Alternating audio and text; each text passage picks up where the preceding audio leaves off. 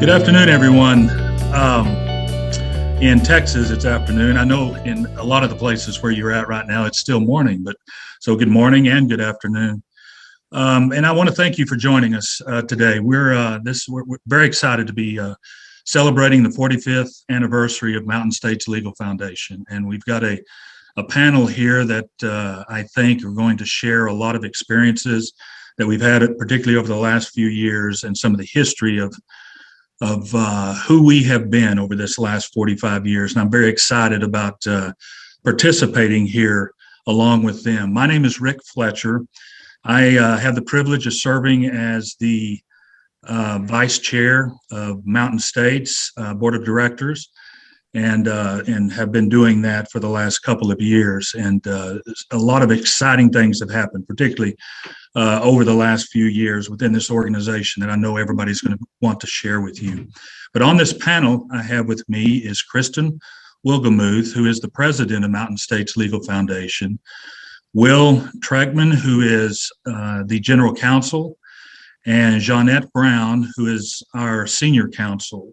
And so you have a lot of experience, not only from an executive standpoint, but from a legal standpoint here as well. And I'm excited about, again, presenting them to you. Let's take just a few minutes. I'm going to let the three of them tell you a little bit about themselves. But Kristen, Will, Jeanette, as you are talking to the crowd, tell them where you've been in the past, where you are right now, and a little bit about yourself and what your expectations are for Mountain States. Sure thing. Thanks, Kristen, Rick. go ahead. Yeah. We appreciate you being here too. So my name is Kristen Wilgemuth. I serve as Mountain States president and CEO. I've been with the foundation. This July will be 5 years. So I'm close to being 5 years old here at the foundation. And I came to the foundation from, immediately prior to this, I was at the Claremont Institute running their legal shop. Prior to that, I had the good pleasure of working in Texas, in the Texas Capitol under both Governor Perry and a couple of representatives, working mostly on natural resources policy, but some other things as well. I do have the good pleasure of working here at the foundation now and serving as the president. The opportunities before us, I think just picking up a newspaper gives you a pretty good indication of the challenges that we have in front of us. And it's honestly my distinct pleasure to get to work with a group of folks who thrill to the challenge. I love walking down the hall here, and something abysmal has come out of the current administration, and my lawyers are just getting ready for the next opportunity to take this next travesty to court. So that's the mood around here. And boy, howdy, are they giving us a lot of opportunities to do exactly that. Great. Thank you, Kristen. Will, you want to go ahead? Sure. Thanks, Rick. Well, I'm an exile from the formerly free state of California. I was born and raised in Fresno, the jewel of the Central Valley, although some people describe it as the armpit. I reject those characterizations. I met my wife in California. We moved to Colorado about 10 years ago, and my background is in employment and education law. I served for a little over 3 years under Secretary Betsy DeVos and President Trump in the Department of Education's Office for Civil Rights, which is a hot issue right now. Certainly the amount of race consciousness that's occurring not just in education, but across the board is increasing. And that's a lot of where Mountain States opportunities lie, in the area of race and race consciousness, which we have a great history and footprint in. Those opportunities are to put the pedal to the metal. There's no shortage of cases. At this point, it's like shooting fish in a barrel in terms of unconstitutional government action. So we need to be there every step of the fight. And that's why I came to Mountain States after leaving the Trump administration. Excellent. Thank you, Will. Jeanette? Sure.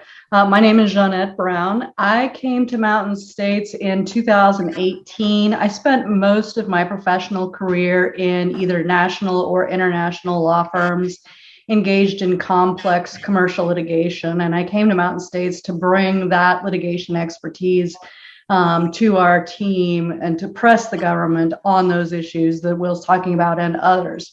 I originally grew up in Nebraska. I was raised that people have an obligation to be independent and self-sufficient, to help the people around you to make things better when you have that opportunity, and that government's role is mostly to get out of the way. I still believe those things, which is why I'm here doing what I do. Excellent. Thank you very much. So let's jump right in and start discussing really where we've been, where we're going, and particularly the last 45 years, and really celebrate what we've done, what we've been doing. I was thinking over the weekend, 45 years, what was I doing 45 years ago? And I'll throw it out there, I just turned 62. 45 years ago, I was still in high school, which is amazing. I'm not even sure I can remember that far back. But there has been a lot happen in the last 45 years in this country. Not only a variety of different presidents have come in and out of office on both sides of the aisles. We've seen a lot of technological advances and a lot of legal issues that this country has had to face over the last 45 years.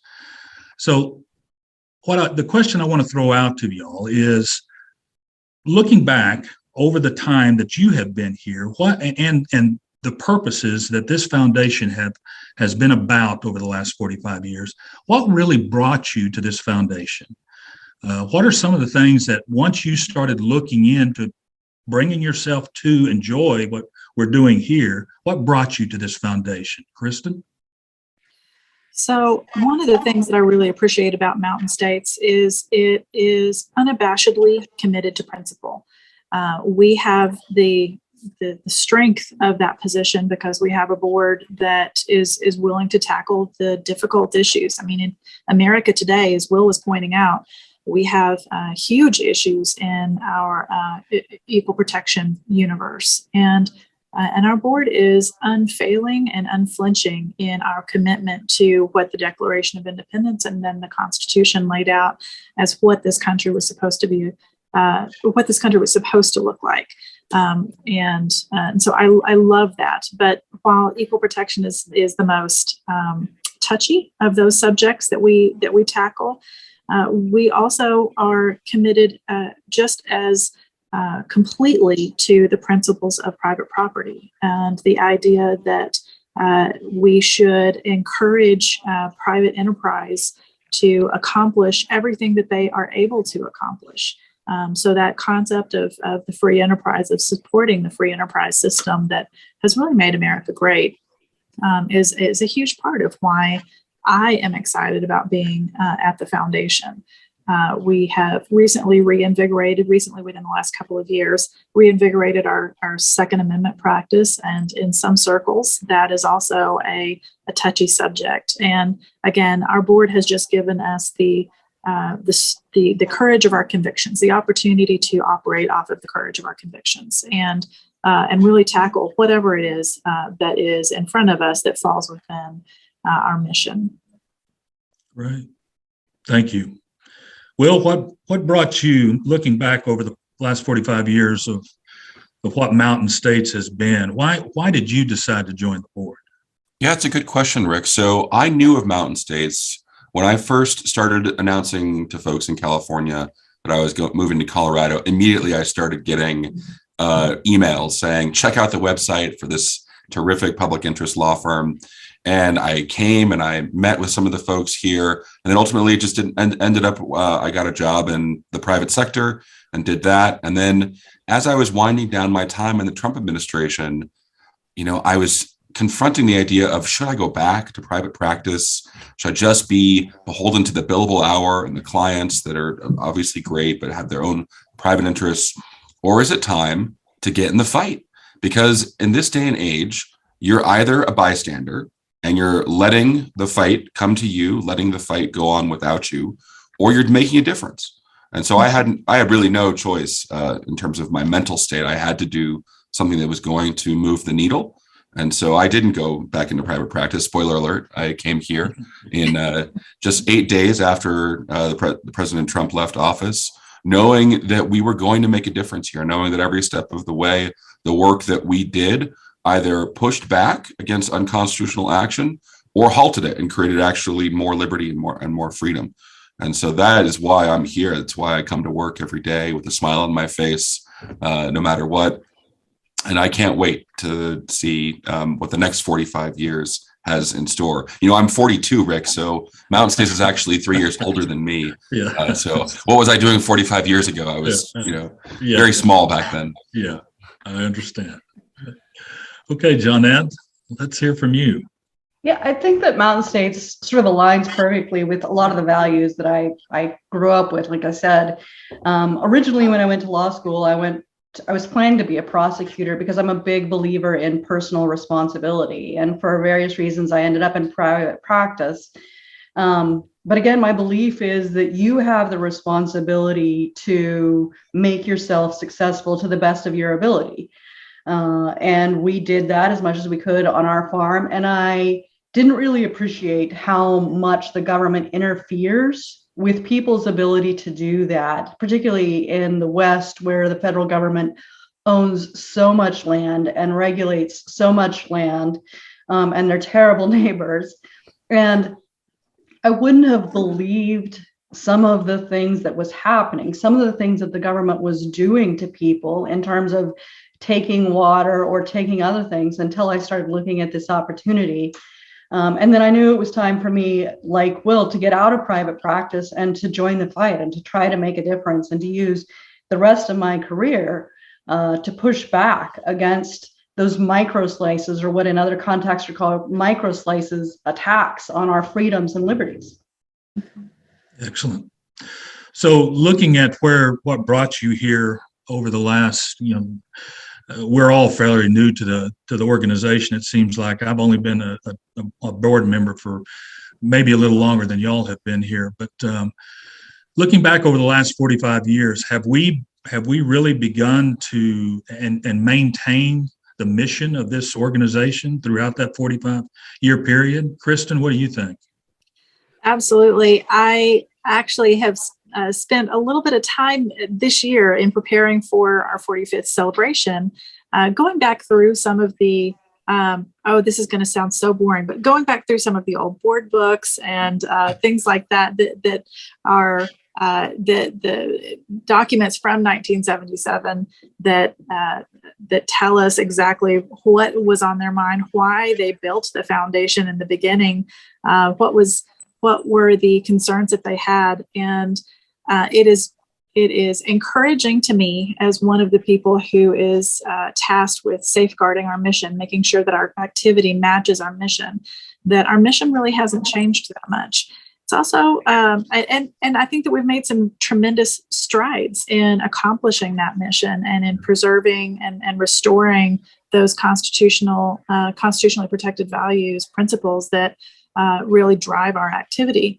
It's also a little bit disheartening that we're still fighting over whether or not we can make sure that we have grazing rights, and whether or not you can possess your firearm off of your homestead property, and those kinds of other issues. We spent, I think Will's going to talk about this in a little bit, but we spent the better part of a decade working on an equal protection issue that culminated in our Supreme Court victories in Adirond.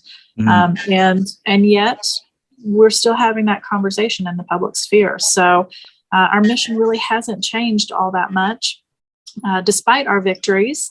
But we're definitely arguing our principles from a stronger position because of those victories. Excellent. Will, you've seen a lot of interesting things, particularly in your government practice, and being on the inside of some of those issues, particularly on the equal protection side of it. I can only imagine what that has looked like from a personal standpoint and a career standpoint. But taking that in consideration, the mission that Mountain States has had over the last 45 years, are your expectations being met? Well, thanks, Rick, for the question. It's a little bit strange for someone with my principles to be the head of the sausage making factory in Washington, D.C. Yeah, it was an interesting time to have the levers of the federal government behind you and be unsure how much power you should really exercise or what you should do in order to restore due process or other facets of the rights that we have in this country. My expectations when I joined Mountain States were both equal protection related, as we've talked about, but also private property related. If you think about the fundamental quintessential question that we are confronting right now is, do I have the right to do what I want with my property? And do I have the right to tell the government, you can't come onto my property, you can't take my property, you can't force me to do something with my property that I don't want to do? And all of those fights involve, at this point, the courts, because we have unified agreement in Washington, D.C. And when politicians agree, there's true danger, right? You have to really be worried about that. And so, we are at the forefront of those litigation fights. There's a term that's come up lately in the last few years, as opposed to warfare, lawfare, that activist groups on both sides of the aisle are getting more involved in the courts. And so that is a role that Mountain States absolutely has to be in, because the way to push back and to defend the Constitution is to go to the judges and say, whatever law is coming out of Washington, D.C., it's not consistent with our founding documents. And that's what we do so well here. Good. Excellent. Well, thank you for that. Johnette, you and I have very similar backgrounds. I mean, we come from the Midwest. I grew up in farming country in northwestern Kansas, and I know you had boots on the ground in Nebraska. And I know some of these issues are very personal to you. I mean, you've seen how this thing has played out, not only from your legal career, a very stellar legal career, but how this has really looked like as you have worked your own property. Have those expectations over the last 45 years been met as far as you're concerned? Thank you, Rick, and thank you for the compliment. This is one of those situations where we can never do enough. Like Kristen, I spent some time looking back, not at board books, but at cases that we have litigated over history. And one of the things that warmed my heart, honestly, was one of our first sort of victories was fighting for grazing rights and protecting ranchers who were having their grazing rights diminished. And the government had said that their ruling essentially would go into effect during any appeal. And so they were going to get by fiat what they ultimately were not going to be able to get by law. And Mountain States stepped into the breach, representing grazing associations, representing ranchers, which are very near and dear to my heart, and was able to obtain a TRO to make that stop. And so I was just thrilled to see that was one of our first cases in the late 1970s. And I see that throughout our history. We have a strong history in the takings area, whether it's generally regulatory takings, but also actual physical takings.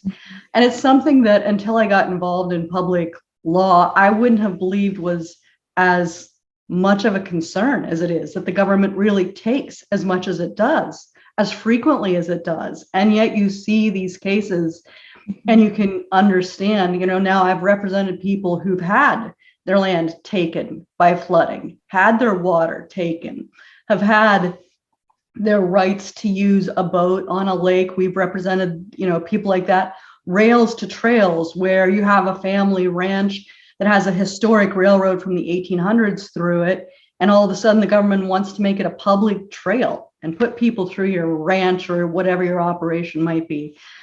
So I'm ecstatic with our history and what we stand for. I want to see us grow because, to Will's point, to Kristen's point, we are almost, in the same place. As I look back through the cases, you can see the pendulum swing. And sometimes we fight what the federal government does. Sometimes we defend what the federal government does. Sometimes the states want to step into the breach and we fight the states. And so like I said, I'm very happy with what we've done. And I think that we should never grow tired and think that we've arrived at where we need to be, because we will always need to be vigilant. Excellent. Some people don't know that Jeanette and I actually worked at the same law firm when I was a first-year attorney back in Is that 2005. right? Straight out of law school, I just passed the bar, and Jeanette was a partner at that firm. And I felt like we were working on some pretty high-stakes cases, cases that involved hundreds of millions of dollars. And here, when we're at Mountain States, we know what the true high-stakes cases are. Because if you don't win this case, it's not just about dollars. I mean, dollars are important, money is important, but rights, I mean, that is the true high stakes case. And so I'm glad that Jeanette and I reconnected and at this firm. So it's just been a true privilege to work here. Well, and if you look back in our annual reports and in talk to the folks that were around at the time, the reason that Mountain States came into being, is because we had a group of liberty-minded businessmen who were concerned because policymaking had shifted from the legislative bodies into the courts. And at that time, back in 1977, particularly environmentalists were making tremendous headway in having the courts issue the policies that they couldn't get through the legislative houses, and that is exactly why we came into being. Is we were there. We were created to offer a voice in this critical arena because the stakes are so high, and because those liberty-minded, those conservative principles were being They were being given short shrift in the courts because there was not a voice for them there. So these excellent litigators do an awesome job giving a very strong voice to our tremendously courageous clients, because our clients are really standing in the shoes of so many who are willing to battle back against that. And what you see also, I think, Kristen, too, when you look at our 45-year history, a lot of what's happened and a lot of what we have to fight about now is agency and executive overreach. Because if its policy isn't being made in the courts, it's really being made in the executive department because of the executive branch, because the legislature just doesn't have the backbone to do what they need to do, whether that's forcing change or stopping change. And so when you look at some of our historic cases where we're fighting against gross designations of monuments that come with that, and the implied reservation of water and other resources that go with that, that all stems from sort of unilateral, almost executive action, most of the time done without consideration to the impact that it's going to have on the surrounding rural communities. So I think that, again, when you look at our 45-year history and hopefully the next 45 years of our future, whether it's the legislature, whether it's the executive, whether it's the judicial, we're here to protect rights. Excellent. One of the things that brought me to the board, and I joined in, I think it was 2013, 2014, around in that area. So I've been around a few years. But one of the things that really attracted me to this particular foundation was the fact that it was purely a law firm, and that we were a firm that concentrated on the pushback. It wasn't just a policy-oriented group that wrote a lot of white papers or spent a lot of time in the legislature. We spent time in the courtroom, and that was important to me. I'm as you all know, I'm a trial lawyer by nature.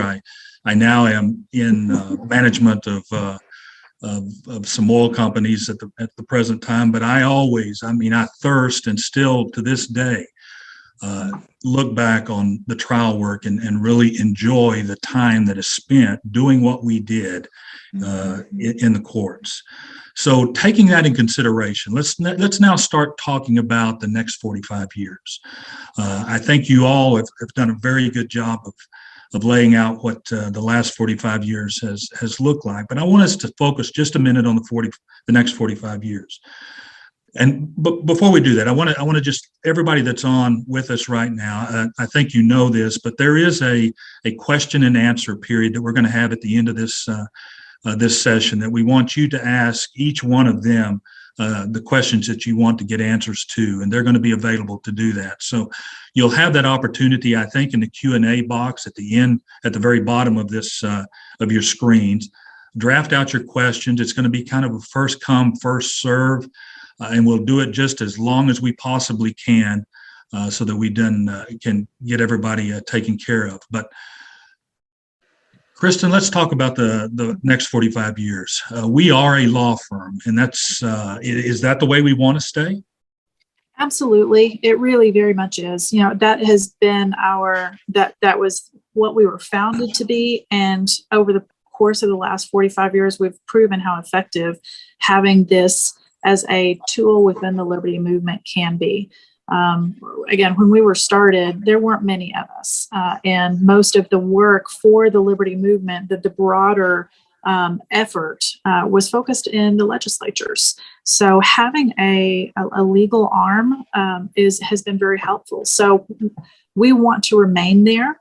One of the things that we find to be tremendously helpful is being able to stand alongside our legislative brethren when they don't have an organization, or when they don't have a litigation arm like we do, like we are. So staying as a litigation only law firm is tremendously helpful, not just for the work that we're doing, but also we like having the ability to help our partners in crime. A lot of our donors support the similar efforts through the legislative arena, and there's no reason for us to take on jobs that our colleagues are already doing with excellence. We are here to be partners with them, but and appropriately partners, whether that's serving as expert witnesses or helping to plan, what comes next. If you're a legislator in California, you have not good prospects. So helping figure out what plan B is if the legislation passes or fails, depending on what it is. What are we going to do next? Helping them in that regard is very helpful to the liberty movement writ large. I hope we stay as a law firm, because I'm a lawyer and I don't have very many other skill sets besides that. Yeah. Well, Will, let's hear from you on this. I know you've got your hand on the helm there, and you've got some incredible lawyers that you shepherd along the way. So talk to us about the next 45 years. Yeah, so we have a thriving legal department. Obviously, Jeanette and I are part of it, but we have a number of other really terrific, experienced attorneys who are litigating every day the fight for freedom. We have a Center to Keep and Bear Arms, which was founded in 2020 and is going strong. We're waiting currently for a major Supreme Court decision to come down in the next month or two. We initiated a free speech and free association practice group last year, because that is one of the fights that is at our doorstep right now, whether it be about governments trying to figure out who your donors are, or forcing people to speak in ways that they find objectionable. This is an area that's up and coming. So we've added that practice group as well.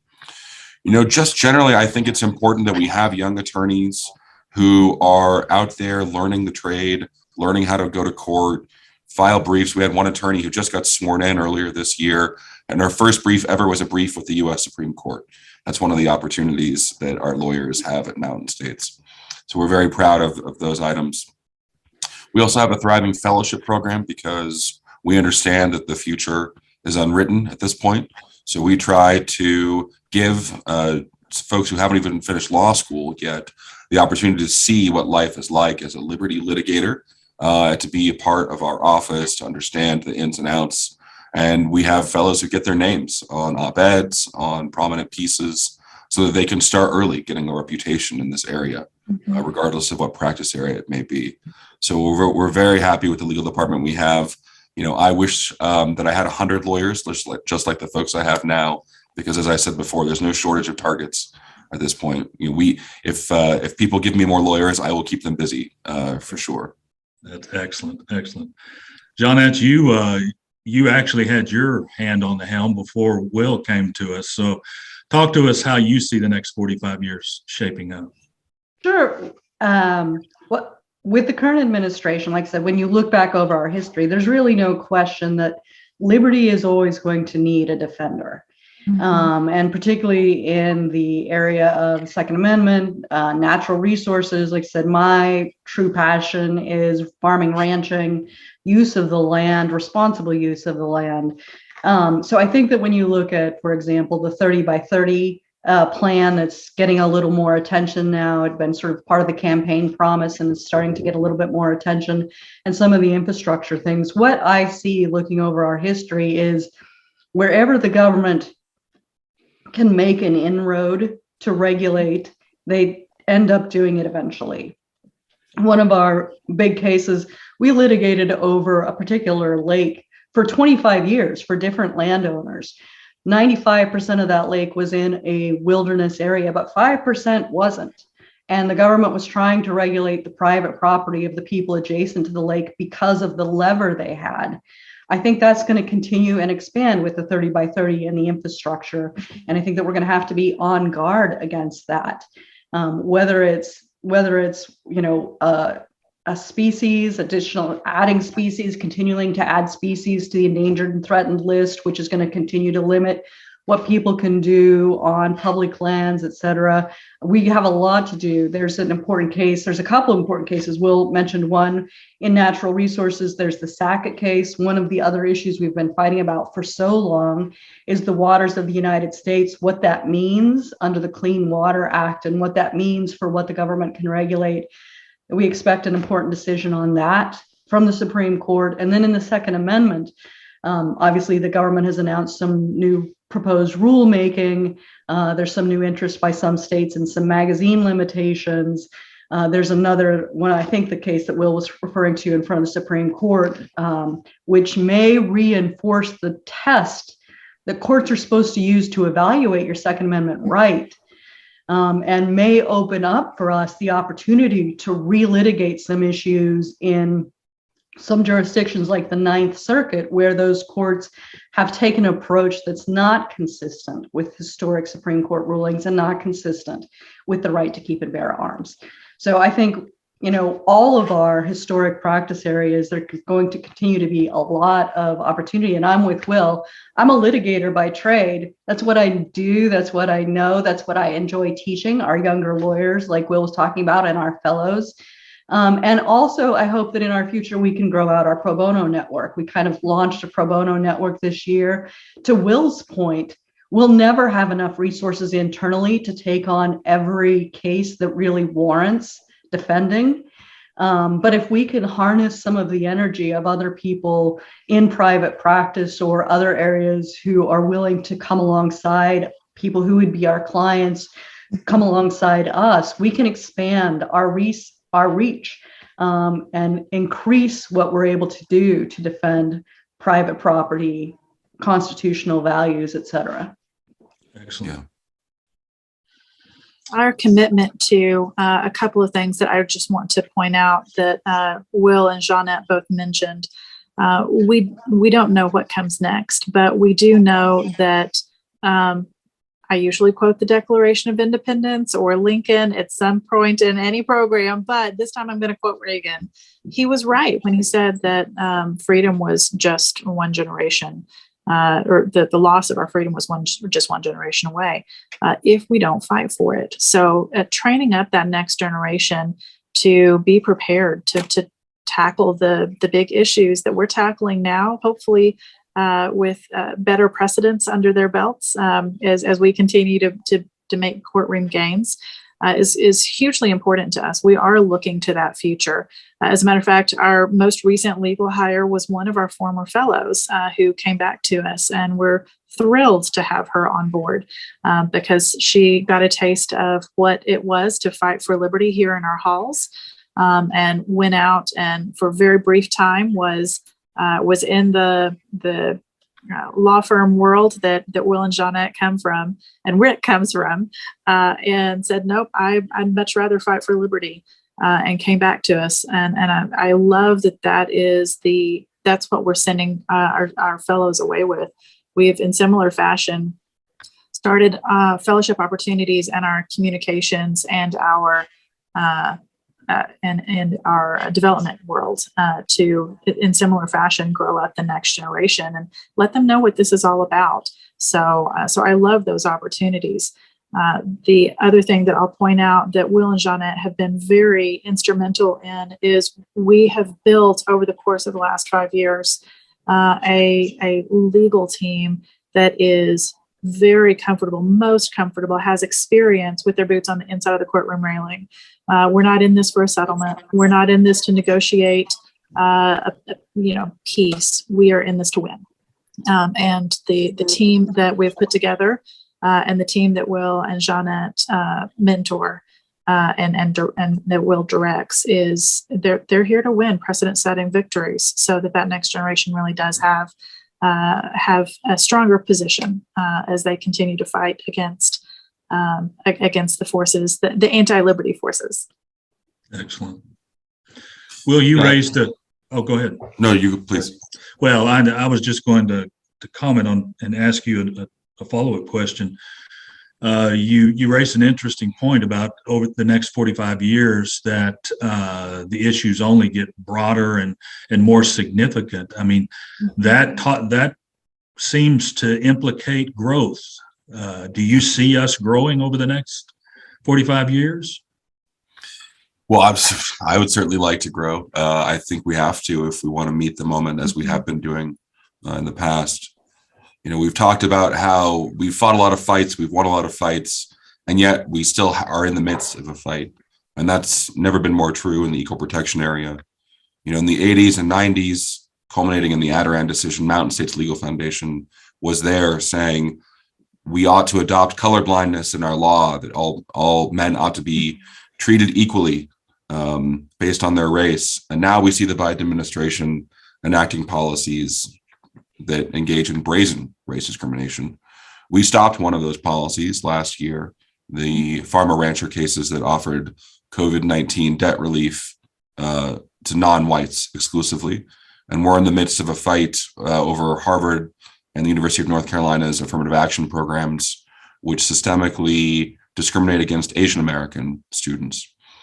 Those fights are only going to get worse over the coming years. President Biden has already announced a raft of new equity initiatives, both at the federal level and encouraging local levels to adopt more race consciousness. They're often subsidy programs. We've seen COVID-19 treatments connected to race and skin color. We've certainly seen new government relief programs where how much relief you get, for instance, for a fire is pegged to the color of your skin. Fundamentally contradictory to our nation's founding principles and the war that we fought in order to secure the blessings of liberty that are contrary to those. So there's a great deal of future there for us. And so to continue meeting that moment, we will have to bring those cases and win those precedents. Excellent. Jeanette, one of the things you hit on this, I think, but I would like to just let you flesh this out a little more. But the Second Amendment aspect of the things that we do right now, what does the next 45? Well, that's kind of a loaded question, but even give it the next 5 years, 10 years. What do you think? What do you think the Second Amendment is going to be looking like over those years, and how can we impact that? Sure. Like I said, we're very hopeful that there is a positive outcome. It's the New York State Pistol and Rifle Association case was argued in front of the Supreme Court in November. I believe it's the only case argued from November that hasn't been ruled on by the Supreme Court as of yet. Our hope, obviously, is that the Supreme Court comes out and reinforces the test that they had used in McDonnell and Heller to say, we call it the text, history, and tradition test. To evaluate infringements on the right to keep and bear arms against our natural rights as reinforced in the Constitution. I hope that if the Supreme Court does come out and reinforce those rulings and reinforce that test, I anticipate the next 5 years at least, and probably longer, will be rolling back some bad precedent relying on wrong tests in other jurisdictions. And again, the Biden administration is sort of weaponizing the ATF. They're trying to regulate more objects as firearms. They're trying to regulate firearms from other approaches like health and safety, that sort of thing. You look at Becerra and all of the comments that are made from agencies that would not traditionally be associated with firearm regulation. And I think that we're going to have to continue to work to contain that. And then, like I said, the magazine, it's one thing or another in terms of the mechanical operation of a firearm or whatever it might be.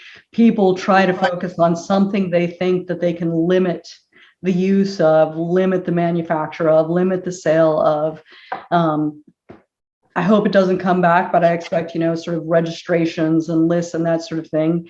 The tools will continue to be recycled, and we'll have to continue to fight those fights. But I'm hoping, like I said, the short term is really sort of making use of new Supreme Court precedent for the first time in a while, and then limiting what the current administration is trying to do in terms of regulations.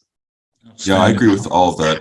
I would just add one thing. The Biden administration is going to come and go, just like President Trump, just like President Obama. And President Biden's actions and misconduct, they motivate me on a day-to-day basis for sure. But in terms of the future and the next 45 years, I think we have to ask ourselves what sort of legacy we're leaving, Right. and what kind of world we're leaving for our children. I've got 4 young kids. I want the Biden administration to lose as many of these precedents as possible, not just because I want Biden or Kamala Harris to lose when they attack liberty. Obviously, I do want them to do that, but because I want the precedent that in 20 years or 30 years, when the next president tries to do the exact same thing, we have a precedent on the books that judges can point to and say, you lost that already. It's done. We can't revisit this. And so that's, I think, what the strength of Mountain States is winning those precedents that will last long into the future. Excellent. Excellent. Kristen, over the last, 4 or 5 years, we have, as a board, we have spent quite a bit of time just really focusing on mission, doing a lot of things that gives you and your staff and your lawyers hopefully some freedoms to really move in the direction that we want everything to move in the next 45 years in a very positive way. You're the ultimate one that has her hand on the helm. So tell us what, from your perspective, administratively, how do you see the next 45 years shaping up? From administrative? Really just thinking about the bigger picture. So you asked Will a moment ago if he saw growth on the horizon. I don't think that we have any possible answer to that other than yes, we have to grow. We currently have a total of, Will help me out, I think we have 8 attorneys on staff with 2 paralegals. Yeah. And they do brilliant work, especially when their efforts are magnified through the pro bono network that Jeanette mentioned, and our litigation advisory council, which is just a tremendous asset of our foundation of very seasoned attorneys from across the country who help us out. So we do find ways to magnify the abilities that we have at the low cost of whatever our budget is for the year, for that particular year. But realistically, our daily task is to pit ourselves against the largest law firm in the world, which is the Department of Justice, and they have thousands of attorneys at their beck and call. So, continuing the fight for liberty requires continued investment, and that is par for the course. I will go back and say, we pride ourselves on the fact that we have some illustrious alumni that have come out from our program. We have folks like Jim Watt was our very first president, who I've had a chance to visit with of late. He left us to go to serve as the Secretary of the Interior, and he wasn't the last one. We also had Gil Norton and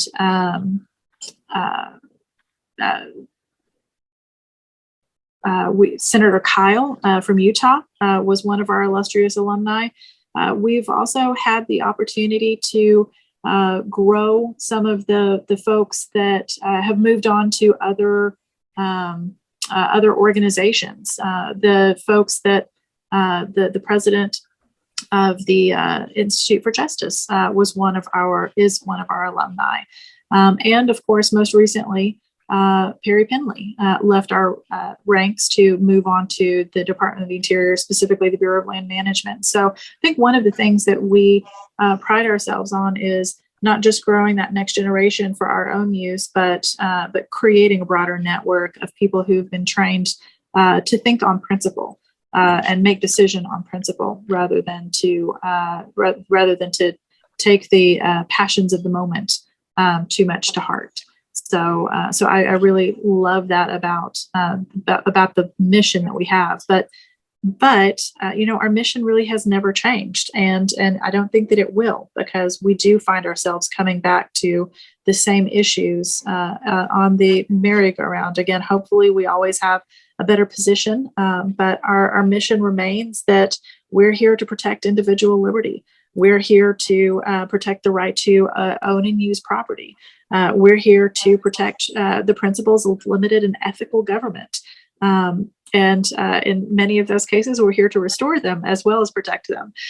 So that is the mission of the foundation, and we simply want it to be more impactful.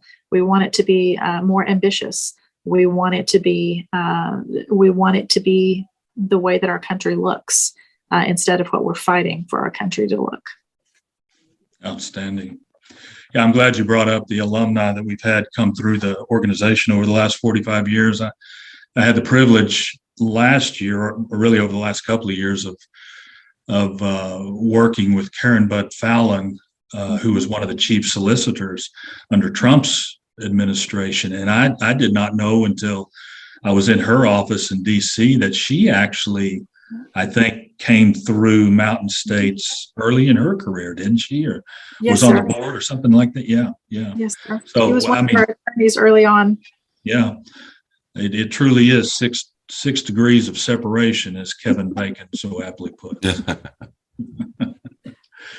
Well, y'all, I think we're starting to move into kind of the Q&A part of this. The time is getting close to the hour, and I want to give everybody the opportunity to really ask you all some questions. Thank you so much for the insight that you've given everybody today on particularly the last 45 years and moving forward as we grow the foundation.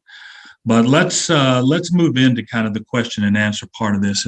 Unless the three of you have any summarizing comments you want to make before we do that? Go ahead, Rick. Okay, good. Let's see. Let's look at some of the questions we have.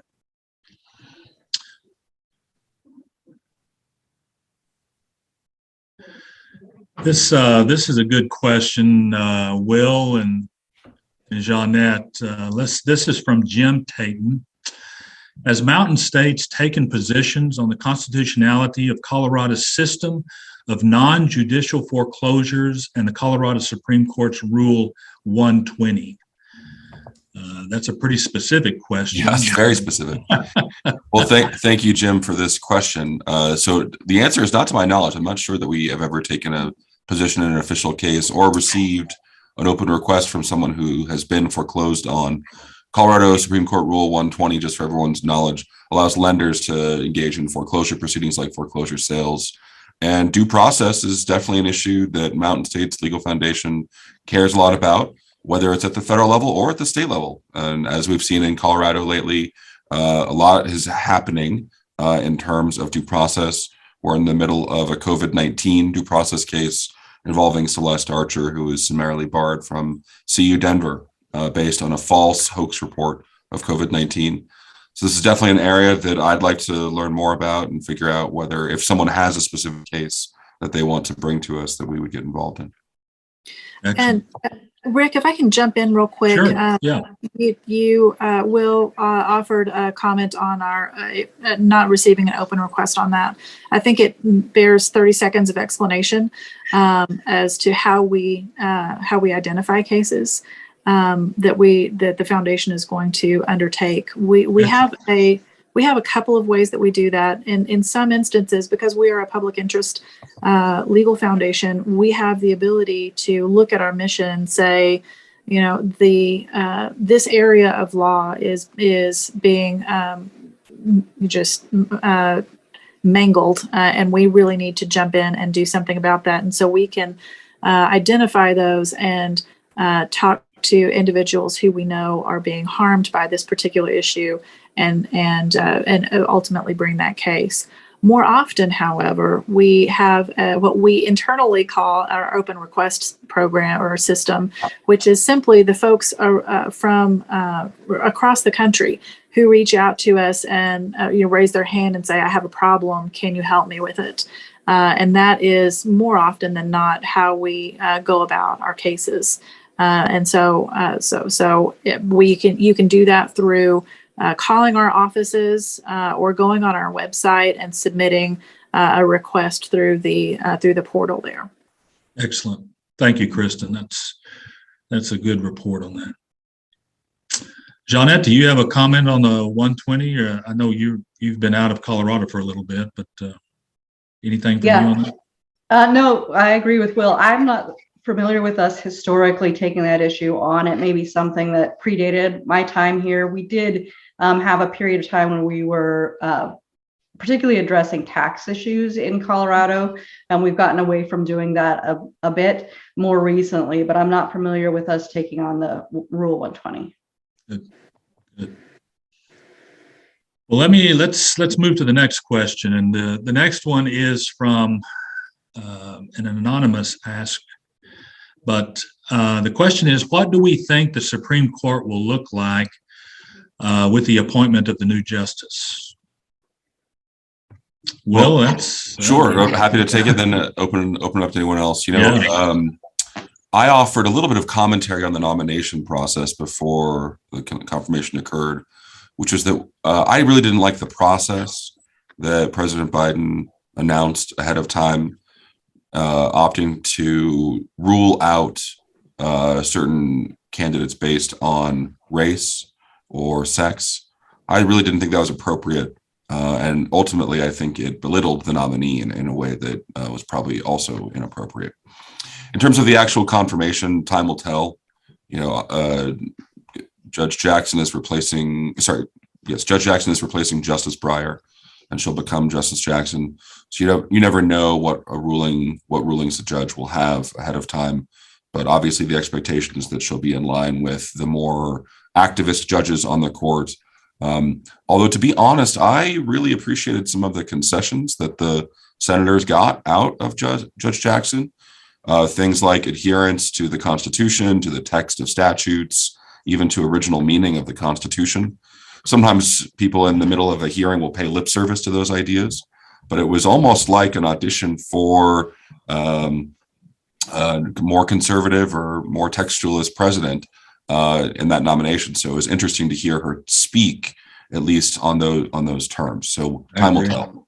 I agree. Johnette, what do you think?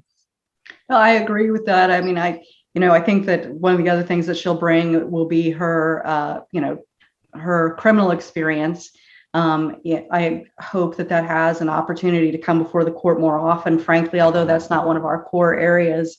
But I also agree with Will, she'll be taking the place of a judge who's similarly aligned. And so I don't think it's going to have a tremendous impact on the rulings that come out. I think that as with other justices, the longer that she sits and as she, if she gets the opportunity to write some dissents initially and that sort of thing, we'll get a better sense for where she's at. And as I said, with our history, we've seen pendulums swing full spectrum. We'll see, what impact she has in the future. She has obviously the potential to have impact. the longer that she's there. So we'll just have to see how the court stacks up over time and how much of a difference that she can make with her vote. Good. Excellent. And I think that practically speaking, the makeup of the court hasn't shifted, which is, I think, what Jeanette was alluding to. We have, or perhaps it was Will, we have a liberal judge replacing an existing liberal justice. The split is still 6-3. And so, well, sometimes 6-3, but close to 6-3. But I think that we are, I think that the makeup of the court, the direction of the court isn't going to shift significantly in the short term. One of the things that everybody has been struggling with is the very limited record that she has. So we are less able than normal to anticipate what we'll see out of this new justice once she assumes that role. Excellent. Kristen, this next question may be one that you can jump in first on, and then I'll let the rest open up. But Luke Cummings asks, does Mountain States join with other similar organizations like Judicial Watch and the Southeast Legal Foundation in fighting for the preservation of liberties? And if so, when would that be done? Absolutely. Well, first, Lou is one of our most ardent supporters. And so I have to say hi to Lou first. But then that's absolutely one of the important pieces of the work that we do, Lou, is making sure that we do have those partnerships in place. We work, our whole team works to make sure that we are building relationships, building our network across the liberty movement, so that we have the ability to partner with folks. Right now, Will and his team, he mentioned the farmer rancher cases earlier in the show. That is, we're pursuing those 3 cases in partnership with the Southeastern Legal Foundation. A number of our Second Amendment cases we are doing in partnership with the Second Amendment Foundation and the Firearms Policy Coalition. Sorry, my brain stopped there for a minute. As well as the National Rifle Association. So we do look for opportunities to collaborate, because from our perspective, it not only it strengthens our legal numbers, but it also allows us to be very responsible with our donor dollars. Excellent. Let me jump to another question real quick. I know we're getting close on time here, but and I'm kind of looking through here. Here's one. Jan Trussell asks, regarding our Second Amendment rights, and she says, I live in the People's Republic of Boulder, where they are attempting to ban modern sporting rifles, magazines, and limits on concealed carry options. Is this being addressed by the foundation? And I think Will and Jeanette, I think we can help her out with that question. Yeah, absolutely. One of the cases that had started shortly before I got there, and that I worked on with Cody, who is the director of our Center to Keep and Bear Arms, is the Caldera case, where we had challenged some ordinances that Boulder passed, not relating to how you can transport arms, what you could have, what age you had to be in order to have certain arms, etc. That case has been partially or mostly mooted out by some of the legislative changes in Colorado. Those changes will open the way for Boulder and other Front Range communities to come back with some of these ordinances again. And I very much anticipate that we will be as much as possible at the forefront of beating back anything in our backyard that infringes on the right to keep and bear arms. So we're already there, and we plan to stay there. So if you want to be a plaintiff for us eventually, let us know. Excellent. Well, I think our time is running short. I want to thank everybody that's joined us today. particularly those that have asked questions and those that have listened to this panel. From a board perspective, I can't tell you how proud we are of this foundation, of our board seats, and how we have the opportunity to interact with just some incredible people, incredible talent. It is top shelf, and one that I think everybody can be proud of, and particularly those that are getting involved from a donor standpoint. And for those that have been contributing, thank you so much for your support. These dollars are being put to good use, and we are fighting the good fight. And your board is very interactive with these lawyers and with the staff to ensure that that's being done. And we thank you for that support. For those of you who want to get involved, who may for the first time be seeing and hearing this incredible talent, we want to give you that opportunity, and we'll tell you that there are ways by which you can do that. I mean, you can go to the website. It's www.mslegal.org. You can go to Twitter at MSLF. And then there's a Facebook page, Mountain States Legal Foundation, which is all one word. And there are all kinds of opportunities for you to get involved with this group and with your board. But Kristen, do you have anything that you want to add to that? I do. We're going to give one lucky participant today the opportunity to show their MSLF pride.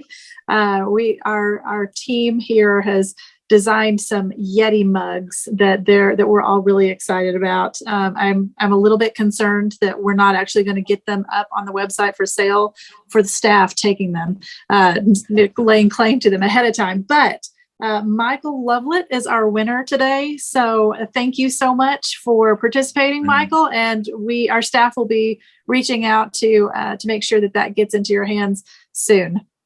Good. Kristen, Will, Jeanette, thank you for all that you're doing. Thank you for all those that you're taking care of as well. You're doing an incredible job. Keep up the good fight, and thank you.